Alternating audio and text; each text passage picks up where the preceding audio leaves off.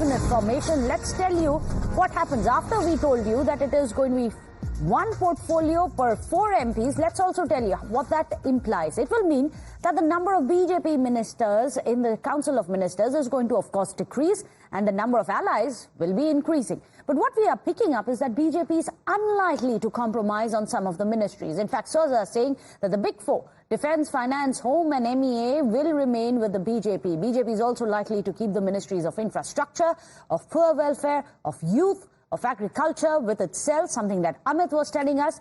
But JDU, as we had just discussed, has demanded railways. Allies are likely to be given the post of MOS in important ministries such as finance and defense. That could be the compromise formula that the BJP is looking at. So let me go back across to Amit. Amit, जैसा कि हम discuss कर रहे थे, a pound of flesh has to be given to the allies because this time around the BJP may have managed to get the mandate but not a majority.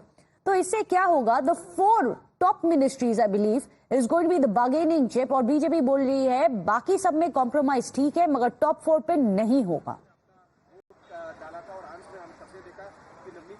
जी देखिए, इस पे तो बीजेपी कॉम्प्रोमाइज नहीं करेगी और मुझे लगता है कि इसको लेकर बहुत ज्यादा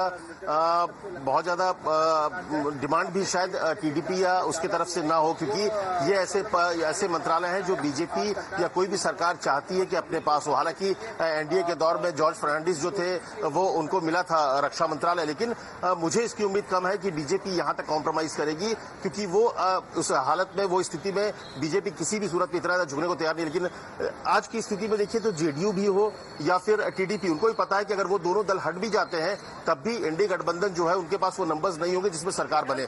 सरकार बनाने के लिए जो बेस्ट पोजीशन है वो एनडीए है. आज बीजेपी के साथ कुछ छोटे अलायंस भी, अमित शाह ने बात की, राजनाथ लगे थे, तमाम लोगों ने मिलकर करीब वो आंकड़ा जो है उसको मिलाकर 303 तक पहुंचा दिया है. तो बहुत ज्यादा इस पर कॉम्प्रोमाइज होगा. लेकिन निश्चित तौर पर जैसे आप देखिए सिविल एविएशन मिनिस्ट्री वो पहले भी टीडीपी के पास रह चुकी है, तो उसको देने में आसान होगा. फूड प्रोसेसिंग हुए, इसके अलावा पंचायती राज जैसे मंत्रालय जो है, आईटी तक को दे सकती है बीजेपी. इस तरह जैसे कई ऐसे मंत्रालय हैं, स्टील मिनिस्ट्री है, इन सब देने को तैयार है बीजेपी. इसमें बहुत ज्यादा दिक्कत नहीं होना है. इस तरह के मिनिस्ट्रीज के लिए उनको बहुत परेशानी नहीं है. लेकिन जो टॉप मिनिस्ट्रीज है जिसमें कि बीजेपी ने बड़े बदलाव किए हैं पिछले 10 सालों में, इंफ्रास्ट्रक्चर से जुड़ी देखिए, उन जगहों पर बीजेपी नहीं चाहेगी कि अलायंस पार्टनर को दिया जाए ताकि जो एक पटरी पे आई हुई है चीजें वो डिरेल हो जाए. क्योंकि बहुत मुश्किल से होता है कि आज की डेट में आपने रेलवे को देखा है कि बहुत मुश्किल से रेलवे को ऑन ट्रैक किया गया है. तो इस जगहों पर बीजेपी की पूरी कोशिश होगी. लेकिन अब देखना होगा कि जेडीयू की तरफ से कितना स्ट्रांगली बार्गेनिंग किया जाता है. और इसीलिए लोग जो जानकारी दे रहे हैं कि उस बार्गेनिंग में ललन सिंह को शामिल किया गया है, वो हार्ड बार्गनर है. हालांकि बीजेपी की तरफ से निगोशिएटर जो होंगे वो अमित शाह होंगे, राजनाथ सिंह होंगे. तो देखना होगा क्या होगा. लेकिन दबाव बनाने की पूरी कोशिश सहयोगियों की तरफ से होगी कि उन्हें अच्छे मंत्रालय जरूर मिले. मगर अमित ये भी समझाइए, आंकड़े समझाइए, द नंबर्स आर सच, और something that prime minister Modi also yesterday said, that even if you have alliance partners who are in a bargaining position today, don't forget that the BJP is the single largest party. All the alliance partners together also does not match up to the number of the BJP. So Amit, which is why it's important for us to understand. आप जरा mathematics और arithmetics जरा समझा दीजिए कि BJP को इस level तक कॉम्प्रोमाइज करने की जरूरत है या नहीं. देखिए, पहली बार होगी, मुझे लगता है कि नरेंद्र मोदी के लिए पहली बार है कि नरेंद्र मोदी एक कोalition गवर्नमेंट करेंगे. ये 2004 से दौर से आगे निकल गया है. कॉम्प्रोमाइज करने की स्थिति में बीजेपी को करना पड़ेगा क्योंकि वहां पे सरकार के लिए जरूरी और नंबर 272 का आंकड़ा जो है मैजिक फिगर है वो उनके पास नहीं है. लेकिन ये भी सच है कि जो नंबर्स उनके पास है, इस तरह के कोई भी पार्टी, कोई भी पॉलिटिकल पार्टी उस पोजीशन में नहीं है जो कि 100 का आंकड़ा पार कर सके. तो एक मजबूती के साथ बीजेपी इस अलायंस में एक मजबूत पार्टनर के तौर पर है जो कि उनको सबको साथ रखेगी.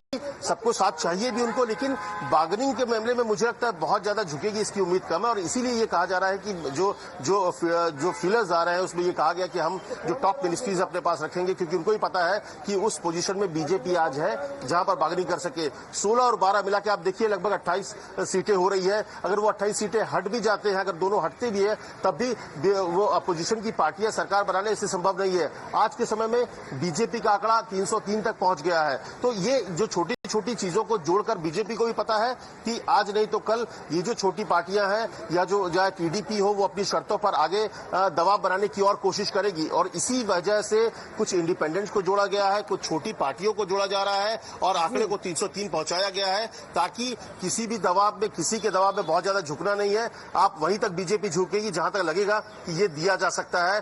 बीजेपी बहुत ज्यादा कॉम्प्रोमाइज करने के मूड में नहीं है, और आज की डेट में अगर आप देखिए तो ये फिलर टीडीपी की तरफ से भी आ रहा है, जेडीयू की तरफ से भी आ रहा है कि वो भी बहुत ज्यादा दबाव बनाने नहीं चाहते। वो चाहते हैं कि अच्छे माहौल में, कॉर्डियल माहौल में ये सरकार बने ताकि लगे कि सब लोग साथ है, लेकिन कुछ उनकी डिमांड्स है, वो चाहेंगी कि प्रेशर बनाए, लेकिन बहुत ज्यादा कॉम्प्रोमाइज करने की स्थिति में बीजेपी भी नहीं है। ये दिखेगा जब आपको मंत्रिमंडल का विस्तार होगा, जब मंत्रिमंडल बनेगा और उसमें मंत्रालय बांटे जाएंगे, तब आपको सही तस्वीर सामने आएगी।